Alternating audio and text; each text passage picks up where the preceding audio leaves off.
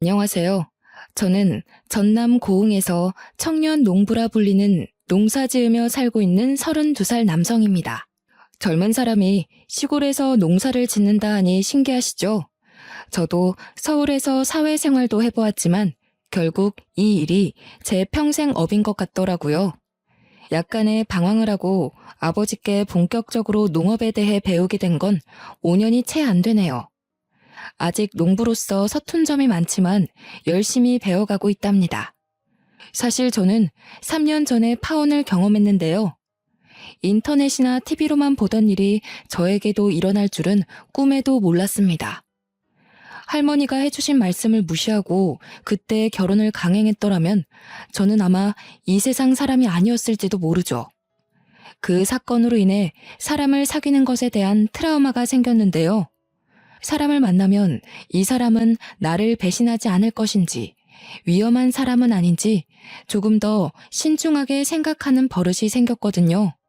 파혼한 지 얼마 안 되었을 땐 사람 자체가 무서웠습니다. 농사를 짓다 보니 몸도 피곤하고 잡생각이 많이 사라져 지금에서야 웃으며 이야기할 수 있게 됐네요. 그래서 용기 내어 여러분에게도 제 사연을 들려드리고자 이렇게 글을 쓰게 되었죠. 그럼 지금부터 제 기막힌 파혼 사연 시작하겠습니다. 저는 어려서 일찍 어머니가 돌아가셨는데요. 그래서 할아버지와 할머니 손에서 자랐죠. 아버지는 할아버지, 큰아버지와 함께 농사를 크게 짓고 계시는데요. 남들은 저희 집을 분홍 집안이라고 말하더군요. 그도 그럴 것이 쌀농사만 몇만 평이라 늘 작업해 주시는 분들이 항상 여럿 계세요. 과수원을 함께 운영하시며 배추, 당근, 비트 등 우리가 생활에서 접할 수 있는 야채들은 거의 다 유기농으로 직접 재배하시고요. 할머니와 큰어머니는 작은 김치 공장을 운영 중이세요. 말이 공장이지 손수 기른 야채로 직접 장아찌나 김치를 담그셔서 판매하시는 일을 하시는 거고요. 할머니가 손맛이 좋으신 덕분에 주변 지인에게 재료값만 받고 판매를 하시던 것이 시내에 있는 마트나 식당에도 납품할 정도로 규모가 조금 커졌거든요. 할머니, 큰어머니 두 분이서 하시기엔 벅차서 동네 할머니들과 소소하게 일하고 계세요. 아버지도 정성껏 기르신 농작물을 원래는 시장이나 마트, 식품업체 등의 재료를 주로 하셨습니다. 제가 농업 기술을 전수받고 아버지의 뒤를 잇기로 결심한 이후부터는 온라인으로 판매도 하게 됐죠. 처음엔 한 달에 40만 원 정도의 미비한 수준이었지만 홍보를 열심히 한 덕분일까요? 3년여 시간이 지난 지금은 많이 유명해졌고 온라인 판매만으로 연매출 5억을 넘었습니다. 사실 원래 저는 농사일에 대한 꿈이 없었어요. 아무것도 없는 시골에서 자란 터라 젊은 패기로 도시에 나가 살고 싶은 열망만 가득했죠. 그저 저에게 고향은 답답한 도시였을 뿐이었습니다. 집에서 공부를 하라고 강요하지도 않으셨을 뿐만 아니라 하고 싶은 것을 하며 살라고 하셨거든요. 저도 공부 욕심이 있던 건 아니었기에 고등학교를 졸업하자마자 무작정 서울로 올라왔어요. 아무 생각 없이 대책도 없이 올라온 터라 당장 생활부터 걱정해야 했죠. 집에서 가족들이 해주는 따뜻한 밥을 먹으며 살다가 혼자 모든 것을 해결하려니 어려운 것 투성이었고요. 그렇게 성공하겠다는 꿈을 안고 서울로 올라온 저에게 현실은 생각했던 것보다 더 냉혹하고 잔인하더군요. 50만 원으로는 당장 무언가를 할 수도 없었어요. 그렇게 막노동부터 편의점 아르바이트, 식당 서빙 등 안 해본 일이 없었죠. 찜질방, PC방을 전전하기도 하고 공중 화장실에서 씻으며 노숙을 해보기도 하고 식사나 숙식이 제공되는 공장에서 밤낮 없이 일을 하기도 했고요. 어렵사리 방 한 칸 얻을 돈을 모았고 발품을 직접 팔며 저렴한 가격에 옥탑방을 하나 얻을 수 있었습니다. 앞으로는 더 잘 살리라 마음을 다잡았고 그저 저의 목표는 오로지 돈을 많이 버는 것이었어요. 저는 투잡으로 아르바이트를 했었는데요. 낮에는 편의점, 야간에는 시급이 센 술집 아르바이트를 하며 지냈어요. 그렇게 일하면 도대체 잠은 언제 자? 언제 쉬어? 안 피곤해? 라고 물어보시는 분들이 많으신데요. 사실 편의점이 낮 시간에는 그렇게 바쁘지 않아요. 더군다나 새벽에서 오전 파트타임이라 일하는 시간이 그리 길지도 않고요. 술집 아르바이트가 새벽 2시 정도에 끝나고 편의점 알바를 6시간 정도 하고 마무리를 하면 대충 오전 9시 정도인데요. 출근이 오후 5시니까 나머지 비는 시간에 볼일을 보거나 휴식을 취합니다. 편의점에서 일을 하는 시간에도 손님이 거의 없기 때문에 쪽잠을 잘 수도 있죠. 이렇게 일하고 270 정도 급여를 받았어요. 월세 내고 통신요금, 교통비 등 생활비에 보태면 남는 돈은 무조건 저축합니다. 따로 재테크에 대한 정보를 몰랐던 저는 무조건 통장에 넣었습니다. 그래도 혼자 살아서 크게 들어가는 돈도 없었고 일을 시작한 반년 정도 되는 기간 동안 800만 원을 모았어요. 어느 정도 자리를 잡은 뒤에야 돈을 모으는 재미도 알게 되었죠. 이것저것 가리지 않고 아르바이트를 하다 보니 알고 지내는 친구들도 여럿 있었어요. 그런데 술집에서 서빙을 하며 친해진 친구가 한 명 있었는데 저랑 마음이 참 잘 맞더라고요. 그 친구와 저는 타향살이를 한다는 공통점이 있어서 사장님한테 잔소리를 크게 듣거나 대실수를 저지른 날이면 울적한 마음을 꼭 이 친구와 만나서 회포를 풀기도 했답니다. 알고 지낸 시간은 짧지만 그렇게 서로 의지하며 지내다 보니 그 친구와 저는 서로의 비밀을 털어놓을 정도로 친해졌습니다. 어느 날은 제가 주문 실수를 크게 하고 서빙을 하다가 음식을 다 쏟는 큰 실수를 해서 사장님께 호되게 잔소리를 들었던 날이었죠. 평소처럼 또 친구를 불러내 술잔을 기울이며 신세 한탄을 하고 있었습니다. 준성아, 사는 게 너무 힘들다. 돈 벌자고 이 일 저 일 다 하면 뭐하냐?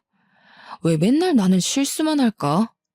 오늘은 안 하던 실수까지 하고 아주 총체적 난국이더라.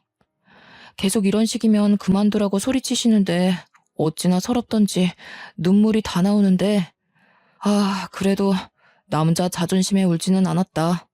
한잔하자. 가만히 제 녹두리를 듣던 친구가 저한테 뜬금없이 여자를 소개시켜주겠다고 하는 겁니다.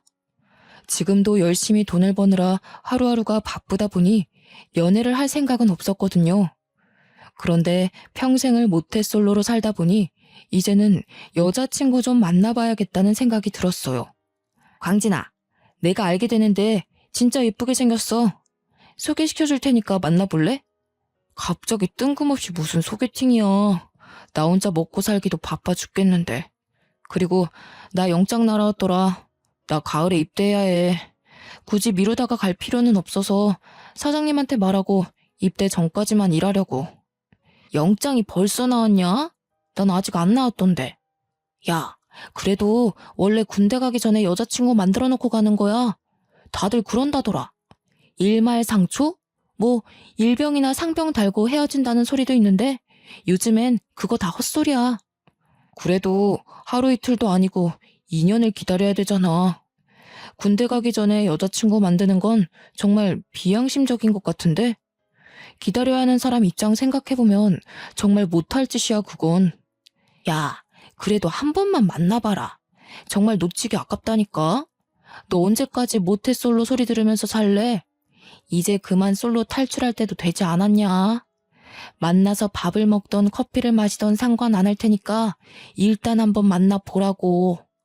제가 모태솔로라고 언급했듯 사실 저는 여자를 만날 기회조차 없던 사람이었습니다. 제 고향은 귀농과 귀촌을 하러 오는 곳이지 젊은 사람이 살만한 동네는 아니었거든요. 근처에 농과 밭밖에 없었고 편의점도 차로 30분은 가야 했기 때문이죠. 심지어 제가 다니던 중고등학교는 전교생이 30명 정도에 불과했고 그중 여학생은 단 4명뿐이었습니다. 이러니 제가 여자친구를 만들려고 해도 이성과의 연애는 꿈도 못 꿀 환경이었던 거죠. 아무튼 친구가 도통 사정을 하는 바람에 등살에 떠밀려 결국 소개팅 자리에 나갔습니다. 가볍게 커피나 한잔하고 나오자 생각으로 약속한 장소에 나갔어요. 15분 정도 먼저 와서 기다리고 있는데 제 시간에 맞춰 오더라고요. 제 앞에 앉아있던 그 여자의 첫인상은 한마디로 표현하자면 곧 쓰러질 것 같은 갈대였어요. 가녀린 몸에 서글서글한 인상, 조용조용하면서도 나긋한 목소리를 가진 그 여자는 어딜 가나 인기 있을 훈녀 스타일이었죠. 누구나 좋아할 법한 귀엽고 동글동글한 외모의 말투까지. 이성에 관심이 없던 제가 아마 그때 눈이 떠지기 시작했나 봅니다. 어색한 순간도 잠시, 분위기는 금세 무르익어 늦은 시간까지 술도 한잔하며 재밌게 놀았습니다. 집에 데려다주며 다음을 기약하면서 서로 번호를 교환했고요. 첫눈에 반한 것과 다름없었고 자주 연락해 사적으로 만나는 횟수도 늘어났습니다. 나이도 동갑인데다 그 여자는 모 대학에서 식품 영양학을 전공하는 학생이었어요. 제가 밤늦게까지 일을 하고 오면 밥은 먹었냐며 자취방에 간식이나 요깃거리를 두고 가고 몸이 아파서 며칠을 끙끙 앓으면 죽과 약도 사다 주고 저를 살뜰히 보살펴 주었어요. 말도 잘 통하고 취미도 비슷해서 점점 친근감이 쌓여갔고 저를 배려해주고 잘 챙겨주는 모습이 예뻐서 제가 먼저 고백해 사귀게 되었습니다. 제가 이때 소개팅에 나간 게 천추의 한이 되었지 뭡니까? 그리고 여기서 미리 말씀드리지만 저한테 여자친구를 소개시켜준 그 친구와도 인연을 끊었어요. 바로 여자친구 때문에요. 그 이야기는 차차 들려드릴게요. 그렇게 가을이 막 접어들 무렵 저는 군대를 가게 되었죠. 여자친구는 군대에 가서도 그 먼 거리를 매주 면회와 주었고 면회를 못 오는 날이면 편지나 전화를 꼬박꼬박 해주었어요. 여자친구 덕분에 군 생활을 아무 이상 없이 잘 마칠 수 있었다고 해도 과언이 아니었죠. 신기한 건 중간에 한 번도 헤어짐의 위기가 없었다는 겁니다. 그만큼 여자친구가, 때로는 제가 서로에게 잘 맞춰주며 예쁘게 만났다는 증거겠죠. 전역하고 나서는 여자친구에게 꽃신을 신겨주며 앞으로 행복하게 해주겠다고 프로포즈를 했습니다. 여자친구는 어려울 때 사람 버리는 것 아니라며 프로포즈를 받아주었고요. 미래를 함께하기로 약속했고 서로 자리를 잡을 때까지 서로를 응원해주기로 했어요. 정확한 직업이 없었던 저였기에 결혼을 꿈꾸며 꾸준히 자격증을 취득했습니다. 여자친구의 추천으로 식품유통관리사, 식품위생관리사 자격증을 취득했는데요. 그 덕분에 중소기업에 취직도 했어요. 식당에 재료를 납품하는 회사였는데 규모는 크지 않아도 잘릴 걱정 없는 안정적인 곳이었죠. 급여도 새우 300 정도로 어느 정도 먹고 살만한 정도였고요. 여자친구도 대학을 졸업해 학교 영양사로 근무하게 되었습니다. 어느 정도 각자 직장에서 자리를 잡아 나이도 20살 중반이 넘어가던 시기였어요. 더 늦기 전에 결혼을 해서 더 안정적인 삶을 살아보자고 얘기한 뒤 저희는 양가 집안에 인사를 드리기로 했습니다. 먼저 저희 집으로 인사를 가기로 했죠. 깡시골인 저희 집을 보고 실망하지는 않을까 조마조마했죠. 여자친구는 오히려 그런 걱정을 하는 제가 이상하다며 혼을 내더라고요. 쓸데없는 걱정이라며 제가 결혼할 여자친구를 데리고 온다는 소식에 시골집답게 온 집안 사람들이 다 모였습니다. 아이고, 어서 와요, 아가씨. 먼 길 오느라 고생이 많았어요. 힘들진 않았고? 서울 아가씨들은 다 이렇게 예쁜가 보네. 나는 광진이 큰엄마 되는 사람이에요. 우리 손자 며느리 왔구만. 배고플 텐데 식사부터 거들자고요. 우리 광진이가 잘해줘요. 녀석이 무뚝뚝한 구석이 있어서 걱정했는데 이렇게 지색씨를 더 가고 데려올 줄이야. 잘 왔어요. 나는 광진이 할애비 되는 사람이에요. 안녕하세요. 김혜진이라고 합니다. 광진 씨와 좋은 감정으로 만나고 있어요. 진작 찾아뵀어야 하는데 그러지 못해서 죄송합니다. 늦게나마 인사드리게 됐네요. 잘 부탁드립니다. 할아버지, 할머니, 아버지, 큰아버지 댁까지 모두 거실에 빙 둘러앉았죠. 명절을 보내는 듯한 느낌이었고 여자친구가 충분히 부담스러워하고도 남을 상황이었어요. 노심초사하며 저는 여자친구의 눈치를 살피기 바빴습니다. 그런데 집에 인사 온 여자친구의 얼굴을 할머니가 뚫어져라 쳐다보시더니 점점 표정이 굳으시는 겁니다. 우선 먼 길 왔으니 식사부터 하자며 화기애애한 분위기가 유지됐지만요. 식사가 끝난 후 큰어머니가 다가와 차를 내주셔서 이런저런 대화를 하게 되었습니다. 혜진이라고 했던가? 아가씨 부모님은 어디서 무얼 하시는 분인가? 우리 광진이랑은 어떻게 만났고? 우리 광진이랑 오래 연애했다면서? 그동안 왜 한 번도 인사를 오지 않았누? 여자친구 있다는 소리를 듣지도 못했는데. 네, 할머니. 저희 부모님은 평범하세요. 아버지는 작년에 교직에 있다 정년 퇴임하셨고요. 제가 좋은 친구 있으면 소개시켜달라고 떼를 썼는데 마침 광진 씨랑 딱 눈이 맞았지 뭐예요? 더 일찍 인사드리지 못해서 죄송해요. 굳은 표정의 할머니는 여자친구를 위아래로 훑어보며 의심의 눈초리로 꼬치꼬치 캐묻기 시작하셨어요. 집안 어른이 물어보시는 거라 제가 함부로 하지 말라고 할 수도 없는 노릇이었고 여자친구가 불편해할 것을 생각한 저는 이러지도 저러지도 못해 매우 답답했죠. 할머니는 계속해서 알 수 없는 표정을 지으시더니 마지막에는 여자친구의 사주를 물어보기까지 하시더라고요. 여자친구는 당황하는 기색 하나 없이 웃음을 잃지 않고 물음 하나하나 정성스런 대답을 해드렸고요. 여자친구가 부담스러워할 걸 알았는지 큰어머니도 이제 늦었으니 그만 쉬자며 화제를 돌려주셨죠. 그렇게 별다른 일이 없이 그날은 그렇게 마무리가 되었습니다. 저기요, 우리 할머니가 좀 유별나시지? 많이 곤란했겠다. 우리 할머니가 내가 유일한 손자라서 그런지 나한테 애정이 좀 과하셔. 내가 결혼할 여자를 데려왔다니 괜히 저러시네? 자기가 이해 좀 해줘. 내가 대신 사과할게. 아니야. 할머니 입장에서는 충분히 그럴 수 있지. 내가 할머니였어도 그랬을 거야. 노파심에 걱정되기도 하시고. 내가 궁금하기도 하신 거겠지. 난 오히려 그렇게 말 걸어주신 게 감사한걸. 내일 일찍 올라가야 하니 피곤할 텐데 어서 자자.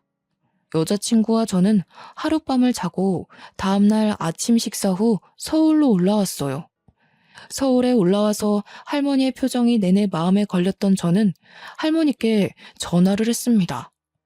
그래도 처음 인사 간 자리인데 너무하신 거 아닌가 싶은 서운한 마음도 들었어요.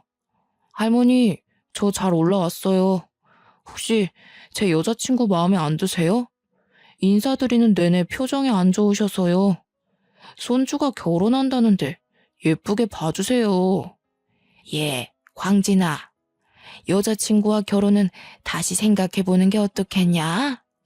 이 할미가 노파심에 하는 얘기지만 그 아가씨 우리 집에 들어왔을 때 주변이 까맣더구나. 인상만 보면 좋은데 내가 하도 이상한 기분이 들어서 말이다. 사주에 남을 해하는 살이 많이 꼈더구나. 너 그 아이랑 꼭 결혼해야겠니? 에이, 할머니, 요즘 그런 게 어딨어요. 제 여자친구 저한테 얼마나 잘해주고 착한 사람인데요. 모르세요? 저 군대 갔을 때도 매주 면회 오고 아프면 약 챙겨줘, 힘들면 고생했다고 위로해줘. 이런 여자 어디 없어요. 그래도 이 할미는 영 찝찝해서 말이다. 아직 시간 많으니 결혼은 조금 더 신중하게 생각해보는 게 좋겠구나. 이니 거르지 말고 조만간 또 연락하자꾸나. 저는 어른이 느끼는 노파심에 하시는 말씀인가 보다 하고 별일 아닌 듯 넘겼죠. 하나밖에 없는 손자가 결혼을 한다는데 당연히 걱정이 많으시지 않겠어요? 저희 집에 인사를 다녀온 며칠 뒤 여자친구 집에도 인사를 다녀왔습니다. 여자친구네 집은 평범한 집이었어요. 교직 생활을 하시다 작년에 정년퇴임을 하셨다는 예비장인, 예비장모는 가정주부셨습니다. 두 분 다 인상이 매우 좋으셨고 저를 환대해 주시며 우리 아들이라며 매우 친근하게 대해 주셨죠. 여자친구 집에 인사를 다녀온 뒤에는 예비장인, 예비장모와 함께 식사 자리를 자주 가졌어요. 결혼 전에 자주 만나뵈야 서로 익숙해지고 사이도 좋아지니까요. 그 뒤로도 할머니는 저에게 안부 연락을 하시며 여자친구에 대한 이야기를 계속 하셨어요. 광진아, 이 할미 말 들으래도 영 찝찝하다. 안 좋은 기운이 느껴져. 정말 그 결혼 다시 생각해 볼 수 없겠니? 이 할미가 이렇게 부탁하마. 할머니, 이제 그만 좀 하세요. 제 여자친구가 어디가 어때서 그래요? 차라리 마음에 안 들면 안 된다 이야기를 하세요. 안 좋은 기운이 느껴진다 어쩐다 하지 마시고요. 제가 결혼할 여잔데 한 번만 봐주시면 안 돼요? 할머니한테 못하는 말이 없구나. 다 이유가 있어서야. 내가 내 입으로 말해주련? 손자라고 하나 있는데 이 할미 마음을 이렇게 몰라줘서야. 할머니가 제 걱정해 주시는 건 알겠는데요. 곧 상견례인데 그 자리에서는 더더욱 조심해 주세요. 하나밖에 없는 손자가 평생 결혼도 못하고 혼자 늙어 죽으면 좋으시겠어요? 제가 짜증을 내며 할머니께 한 소리 하자 할머니는 깊은 한숨을 내쉬면서 알겠다고 하셨어요. 한 달 뒤 드디어 상견례 날이 다가왔습니다. 여자친구와 저는 먼 길 오시느라 고생하실 어른들 위해 고급 한식집을 예약했어요. 서로 반갑게 인사를 나누고 식사를 하기 위해 자리에 앉았는데 아니나 다를까 할머니는 여자친구와 예비장인 예비장모의 얼굴을 번갈아 보시더라고요. 점점 표정이 점점 어두워지셨고 저는 예비 처가 분위기를 살피느라 정신이 없었습니다. 네, 뭐 좀 물읍시다. 늙은 노인네가 노파심에 물어보는 거니 혹여 기분이 나쁘더라도 대답해 주시오. 혹시 직업이 있소? 가진 재산은 어느 정도요? 먹고 사는데 지장은 없는가? 어르신, 저는 작년에 교직에서 물러나 정년 퇴임했습니다. 재산은 지금 살고 있는 집 한 채, 그리고 우리 혜진이 결혼시킬 돈 정도는 충분히 있습니다. 노후 준비도 다 해놓은 상태입니다. 더 궁금하신 게 있으실까요? 이번엔 안 싸돈에게 묻겠소. 딸내미 낳을 때 무슨 기분이었는가? 우리 광진이가 어디가 마음에 들어서 금지옥엽 키운 딸을 시집 보낸 후. 우리 아들, 아니 사위야 말할 것도 없죠. 저희가 그렇게 따지는 것도 아니고요. 혜진이 낳을 땐 세상을 다 가진 기분이었습니다. 그래도 이렇게 예쁘게 자라서 결혼을 한다니 얼마나 아쉬운지 모르겠습니다. 우리 혜진이 예쁘게 봐주세요, 어르신. 네, 이번에 실례 좀 하겠구만. 두 사람 다 사주가 어찌 돼요? 내 사주를 조금 볼 줄 아는데 한번 봐드리고 광진이 통해 연락 넣어드리리다. 초반에 조금 무례하다 싶은 질문에도 예비 장인 장모님은 정성껏 답변을 해주셨죠. 저는 여자친구와 할머니의 눈치를 번갈아가며 보느라 식은땀이 나서 죽는 줄 알았습니다. 대체적으로 분위기는 화기애애한 편이었어요. 할머니만 고개를 갸우뚱하시며 표정이 어두우실 뿐이었죠. 식사가 어느 정도 마무리될 무렵이었어요. 할머니가 자리에서 일어나시더니 갑자기 답답하시다며 화장실에 다녀오신다고 밖으로 나가셨죠. 그런데 할머니가 20분, 30분이 지나도 오시지 않는 겁니다. 혹여나 방을 잘못 찾으시나 무슨 일이 있으신가 하고 걱정되는 마음에 밖으로 할머니를 찾아 나섰죠. 할머니를 찾아 한참을 돌아다니는데 식당 마당에 다다르자 마당 안에 하늘이 보이는 작은 팔각정에 앉아서 가슴을 두들기고 계신 게 아니겠어요? 할머니, 여기 계셨어요? 어디가 많이 안 좋으세요? 자리가 많이 불편하세요? 오랫동안 자리 비우시기에 무슨 일 생긴 줄 알고 얼마나 놀랬는데요. 같이 들어가요. 걱정되는 마음에 할머니의 등을 쓸어내리며 말을 건네는데 갑자기 몸을 부르르 떠시며 앙칼진 젊은 여자의 목소리로 저에게 소리를 치시는 겁니다. 저를 아주 무섭게 노려보시면서요. 광진이 너 정신 안 차릴래? 너그 할머니가 손주 녀석이 좋다 하니까 내가 애써 억누르며 참고 있는데 안쓰러워서 그냥 가만히 두고 볼 수 있어야지. 괜히 여러 사람 힘들게 하지 말고 네 할미가 하는 말 잘 들어. 네? 할머니 왜 이러세요? 정신 좀 차려보세요, 할머니. 왜? 내 목소리가 할머니 목소리가 아니라 이상해? 내가 너그 할미랑 함께한 세월이 언젠데. 나이 들고 힘들어 하기에 편히 쉬라고 떠났더니만 다시 날 찾아오게 해? 누가 날 불렀나 했더니 예끼, 네 녀석이었어. 할머니는 원래 중저음의 차분하신 어조였습니다.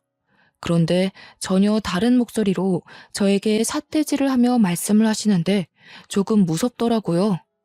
시시각각 변하는 표정들 하며 생전 처음 듣는 사람의 목소리로 잔뜩 화가 난 채로 말씀하시는데 소름이 돋아 그 자리에 그대로 굳어 아무것도 할 수 없었죠. 네 옆에 붙어있는 그 여자애 말이야. 걔 아주 내가 데려가고 싶을 정도로 탐나는 애야. 기가 아주 세던데? 너 계속 그 여자랑 붙어있으면 금방 죽을 거야. 그러니 너 할머니가 하는 말 헛소리라 생각하지 말고 그냥 들어. 사실 할머니가 젊었을 때 고흥에서 유명한 무당이셨거든요. 환갑이 넘으신 뒤로는 약간의 신기는 남아있었으나 건강상의 이유로 법당을 정리하셨죠. 그 뒤로 할아버지, 아버지, 큰아버지 댁과 함께 농사를 짓고 계시는 거거든요. 곧이어 할머니가 진정이 되고 나서 저에게 다시 말씀하셨어요. 제가 알던 원래의 모습으로 제 손을 잡으며 미안하다고 하시더라고요. 광진아, 네 색시 될 사람 내가 뭘 어떻게 하지는 못하다만 여전히 느낌이 좋지 않아. 사돈 될 사람들도 하나같이 주변이 까맣더구나. 분명 무언가가 있는 게야. 네 색시를 보면 말이다. 여자의 비명소리, 아이 울음소리가 애처롭게 계속 귀에 맴돌아. 할머니, 좋은 날까지 꼭 이러셔야 해요? 제 여자친구가 도대체 어디가 이상하다는 거예요? 요즘 세상에 누가 그런 걸 믿는다고 그래요? 제 여자친구가 사람이라도 죽였다는 말씀이세요? 네?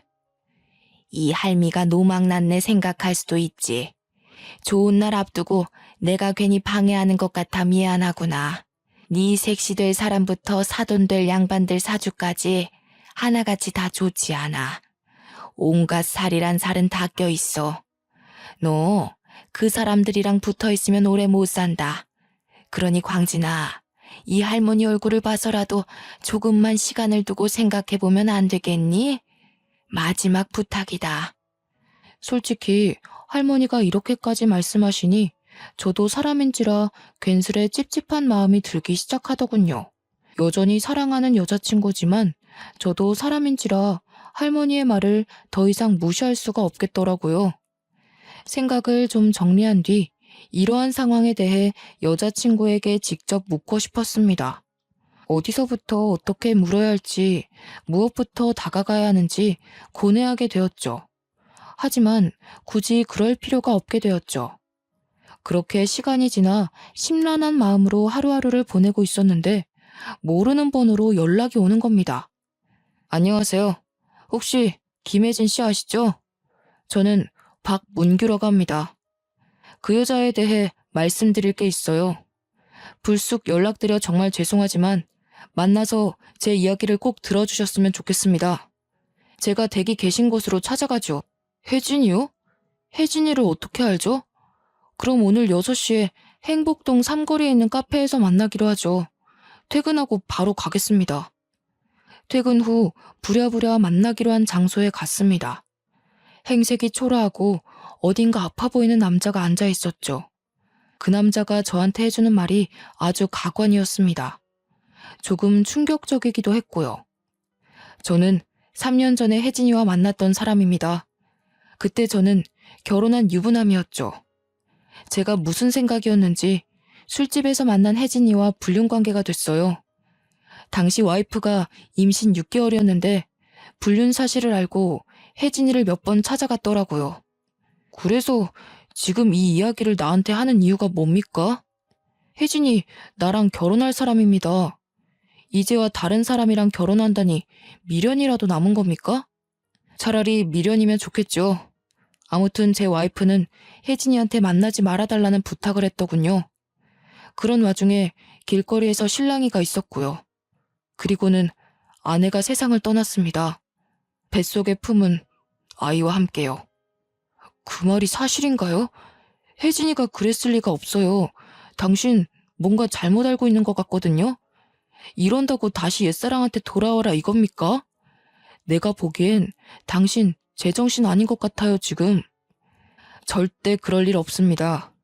그때 그렇게 아내가 죽고 나서 혜진이가 잠수를 타더군요.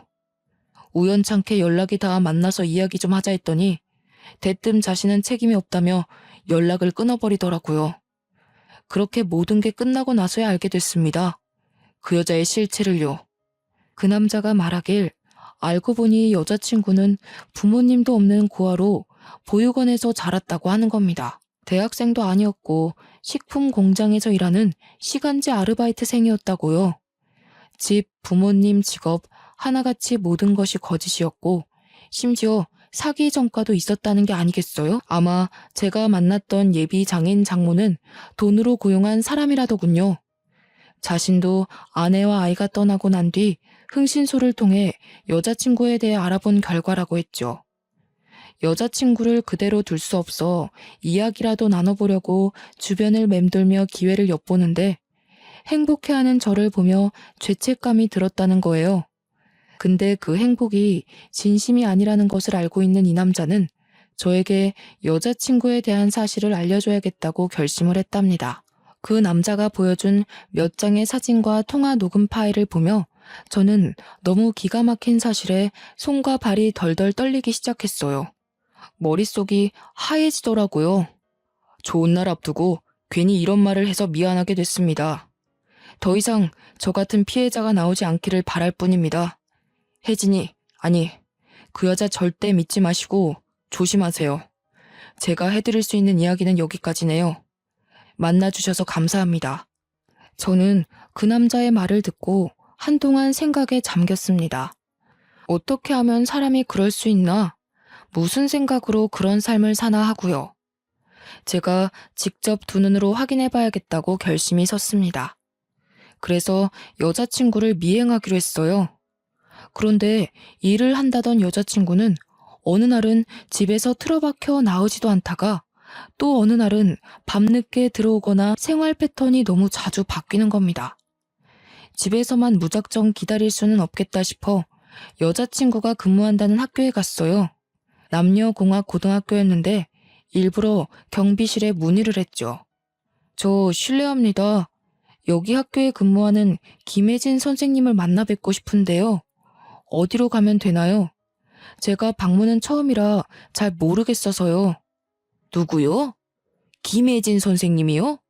잠시만 기다려보세요. 이 학교에 김혜진이라는 사람은 없는데요. 몇 학년 담임이세요? 영양사로 근무하고 있다고 들었습니다.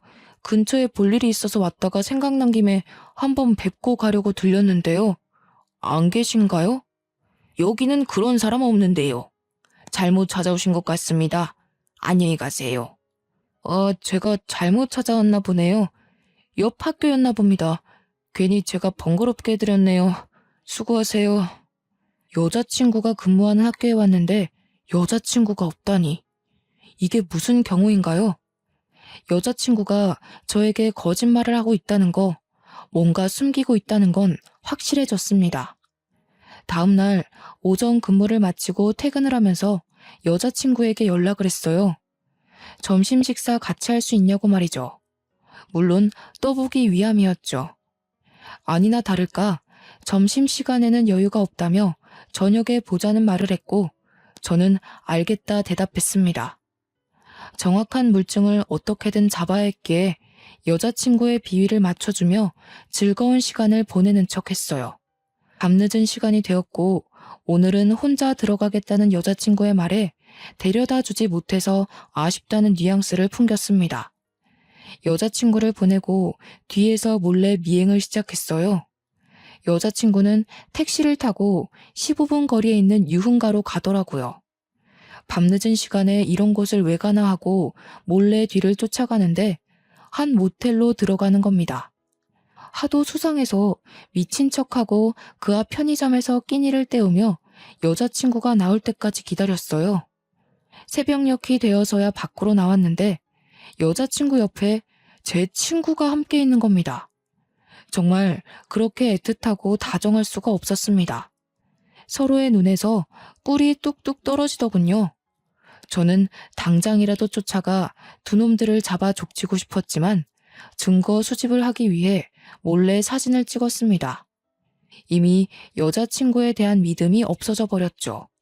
결혼을 앞둔 예비 신부가 외간 남자와 모텔을 드나든다. 근데 그 남자가 저와 절친한 친구다. 그리고 저와 만났던 그 남자까지. 이제야 모든 퍼즐이 맞춰지는 듯 했습니다. 머리를 망치로 한 대 맞은 듯한 기분이었지만 저 혼자만으로는 충분한 증거 수집이 어려웠어요.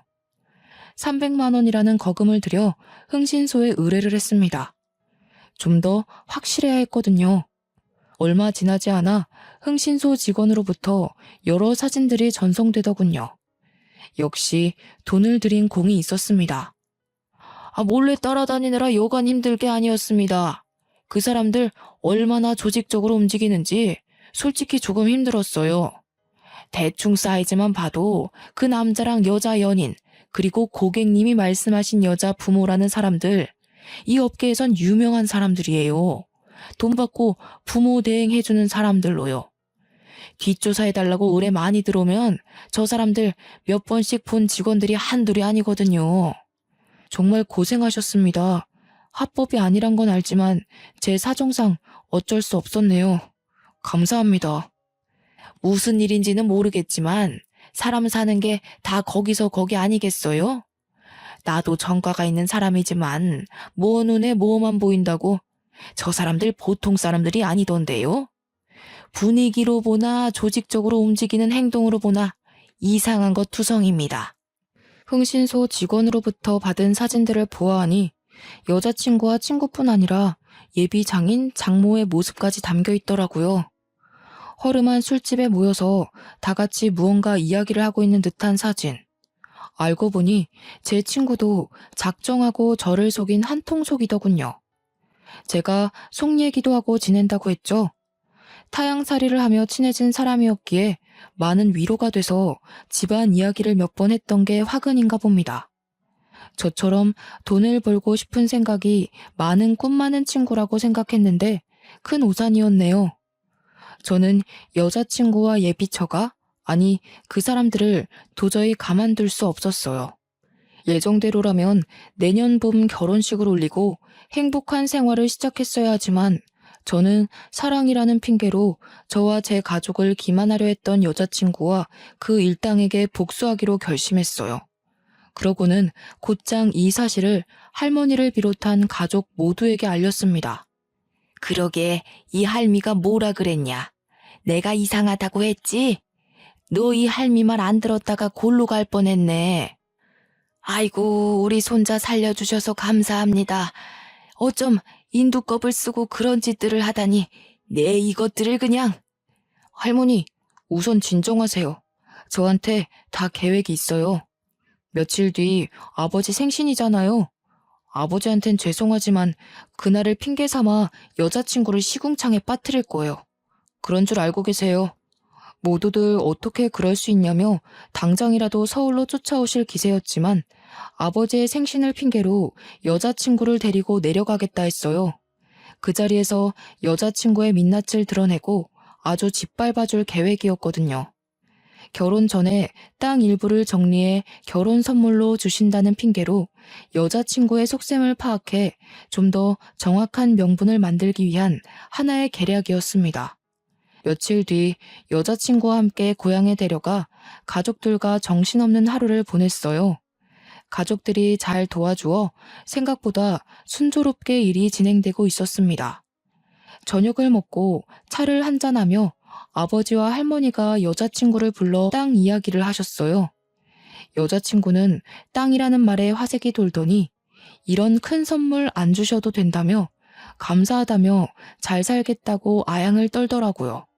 그러고는 자기 전 밖에서 예비 장모와 통화를 좀 하고 오겠다는 여자친구의 뒤를 몰래 밟았죠. 이거다 싶어 몰래 숨어 녹음을 시작하는데 아니나 다를까 여자친구의 검은 속내가 드러나더라고요. 그 대화를 엿듣는 중에도 옆에 있는 짱돌이라도 주워 던져버리고 싶은 걸 간신히 참았습니다.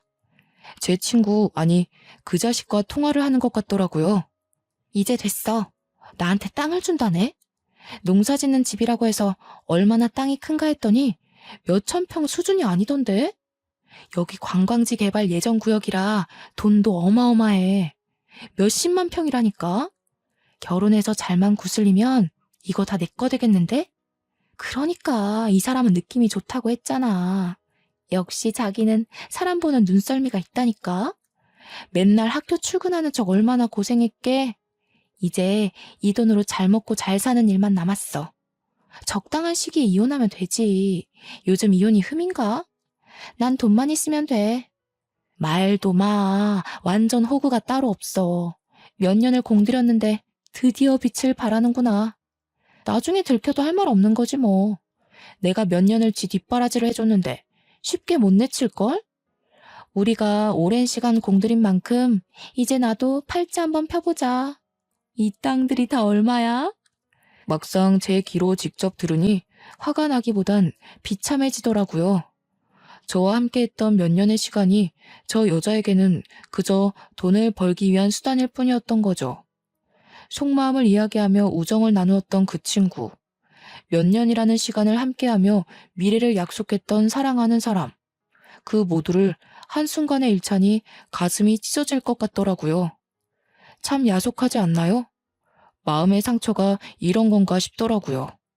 여자친구가 하는 말을 전부 녹음했습니다. 사진도 몇 장 찍어두고 저에게 찾아왔던 남자에게 받은 증거들을 모아 바로 경찰에 신고했어요. 아버지가 친하게 지내는 파출 소장님께도 미리 말씀드리니 그런 억울한 일이 있냐며 당연히 저를 도와주어야 한다며 협조해 주시기로 하셨거든요. 아침이 되자 여자친구를 데려가기 위해 경찰들이 들이닥쳤어요. 여자친구는 이게 무슨 일이냐며 아무것도 모르는 척 하더라고요. 경찰에 신고하며 알게 된 건 여자친구가 사기 혐의로 지명수배까지 내려진 사람이었다는 겁니다. 김혜진 씨, 당신을 사기 및 살인미수 혐의로 긴급 체포합니다. 당신은 묵비권을 행사할 수 있고 당신에게 불리한 진술을 하지 않을 권리가 있으며 변호사를 선임할 권리가 있습니다. 가시죠. 그동안 내 여자친구 행색하느라 고생했어. 언제까지 나를 속이려고 했었니? 뻔뻔함도 정도 것이지. 너와 내 사이는 여기까지야. 앞으로는 감옥에서 행복하게 잘 살길 바래. 뭐? 네가 어떻게 나한테 이래? 그리고 내가 무슨 잘못을 저질렀다고 이러는 거야. 이럴 수는 없어. 이거 나. 자꾸 이러시면 업무 방해죄 추가됩니다. 증거도 있어서 어디로 빠져나갈 생각일랑 하지 마세요. 얌전히 따라오시죠. 벌 받을 짓을 했으면 마땅한 벌을 받아야지. 아이고야, 천지신명님 감사합니다. 제 명대로 못 살고 죽었을 우리 손자 살려주셔서 감사합니다. 이제야 마음이 놓이는구나. 할머니는 다리에 힘이 풀리셨는지 그대로 땅에 주저앉으셨습니다. 여자친구는 처량한 모습으로 경찰에 연행되었고 이후 제가 제출한 증거들이 도움이 되어 여자친구는 징역 5년을 구형받고 구치소에 수감되었죠. 예비처가 역할을 했던 사람들과 친구는 여자친구의 소식을 듣고는 도주를 했더라고요. 중간에 한번 친구에게 연락이 왔습니다. 그 와중에도 친구라고 들먹거리며 자신이 일부러 그런 게 아니니 봐달라며 어떻게든 혼자 살아보려 발버둥 치더라고요. 정말 꼴사나웠습니다. 광진아, 나 준상이. 얼굴 보고 이야기해야 하는데 전화로 말해서 미안하다. 선처 좀 해주면 안 되겠냐? 나 이번에 빵에 들어가면 오래 머물러야 된단 말이야. 제발 한 번만 딱 눈 감아주면 안 되겠냐? 나도 시켜서 한 거란 말이야. 이게 다 그년 때문이라고. 너도 결국 돈 때문에 나 팔아서 장사하려 했던 거잖아. 어떻게 몇 년을 감쪽같이 속여? 그러면서 그렇게 아무렇지 않은 얼굴로 어떻게 날 마주했냐? 죄책감이란 게 있기는 했니? 네가 지은 죄값 알아서 잘 받아. 그리고 누가 네 친구냐? 이 범죄자 새끼가. 그렇게 그들은 전국을 떠돌며 도피 생활을 하더라고요. 하지만 우리나라 경찰 순발력 하나는 좋지 않습니까? 저에게 걸려온 저 전화 한 통으로 그들의 도피 생활은 그리 오래가지 않았습니다. 위치 추적으로 금방 들통이 나버렸거든요. 전라도 광주에 있는 모텔에 숨어 있다가 덜미가 잡혔다고 하더군요. 저한테 사기를 치려는 여자친구의 속셈을 모두 알고도 다 같이 공모하며 도와준 게 밝혀져 결국 그들도 사기 방조죄로 고소해 구치소 신세를 지게 됐죠. 다들 전과가 있는 사람들이었고 가중 처벌되어 오랫동안 구치소 생활을 하게 되었습니다. 그렇게 한바탕 소동이 지나가고 저는 서울에서의 생활을 모두 정리한 뒤 고향으로 내려오기로 했어요. 아버지께 농업 기술을 전수받아 지금까지 농업인의 길을 걸어오고 있고요. 아직까지 그날의 충격이 남아있긴 하지만 일에 집중하며 떨쳐내려 노력하고 있습니다. 저는 할머니 덕분에 인생의 위기를 모면하게 됐는데요. 할머니께 모질게 말씀드린 부분에 대해 정중하게 사과드렸어요. 하마터면 할머니보다 먼저 하늘나라로 가 불효막심한 손자가 될 뻔했지만요. 할머니는 그저 우리 손자 무사하니 그걸로 됐다며 미안해하지 말라고 하실 뿐이셨죠. 처음에 고향으로 다시 내려왔을 땐 사랑에 눈이 멀어 집안이 풍비박산 날 뻔한 바보 천지에 불과했지만요. 지금은 농업인의 길을 걷고 있다고 자랑스럽게 말할 수 있어요. 정신이 반쯤 나간 상태였던지라 꽤 오랜 시간을 힘들게 보냈는데 할머니 덕분에 정신이 들어 그 뒤로 뭐라도 해야겠다 싶었습니다. 태어나서 지금까지 평생을 보고 자란 것이 농사였고 할아버지와 아버지께 조금만 배우면 잘할 수 있겠다 생각이 들었죠. 그래서 아버지의 뒤를 이어 농업인의 길을 걸으리라 다짐했어요. 또 실제로 해보니 재미도 있고 제가 키운 농작물이 자라는 걸 보고 있노라면 뿌듯하기도 하더라고요. 자식 키우는 느낌이 이런 느낌인가 봅니다. 앞으로 제 인생에 있어서 결혼은 없을 것 같네요. 물론 시간이 지나면 괜찮아져 좋은 인연이 나타나면 달라지겠지만 지금은 그저 현실에 만족하며 살고 싶네요. 돌다리도 두드려보고 건너라는 말이 있듯이 앞으로는 살아가는 데 있어서 조금 더 신중해 보려고요. 앞으로 살면서 여자를 그리고 사람을 보는 눈을 높여야겠습니다. 여러분 중에도 저 같은 경우가 또 있으실까요? 이런 일은 다시는 없었으면 좋겠습니다. 긴 글을 읽어주셔서 감사드립니다. 행복하세요.